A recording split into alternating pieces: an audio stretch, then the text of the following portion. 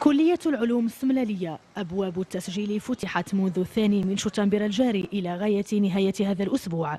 3600 طالب أكدوا تسجيلهم من أصل 5000 ليصل العدد الإجمالي 14,000 طالب. شد البكر هذا العام 2013 جينا نتقيدوا هنايا في لافاك سمناليه، عاودوا سولنا على قالوا لنا مزيانه وجينا نكملوا في البرونش ديالنا برونش فيزيك. بغيت نكمل برونش فيزيك هنايا. النهار الاول خداو معنا الطلبه اللي كاينين هنا، لقيناهم هما اللي عاونونا وخدموا معنا داكشي اللي خصنا باش نتقيدوا. جبنا الوثائق كاملين وعاوننا الطلبه وجينا دفعنا الدوسيجه عند هاد الناس هادو. اكثر من 14,000 طالب بالنسبه الطاقه الاستيعابيه اللي ما كتتجاوزش 6400 مقعد.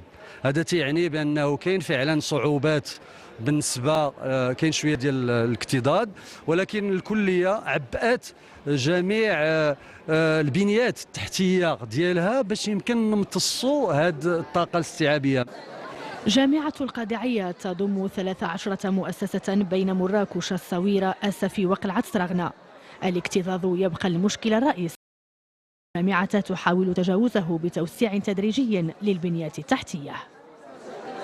37,000 مقعد اللي كان عندنا في العام اللي فات، واليوم غادي ندخلوا وغادي نحلوا تقريبا 2000 مقعد جديده، ومن هنا لشهر جوج ان شاء الله غادي تولي عندنا 2000 اخرى.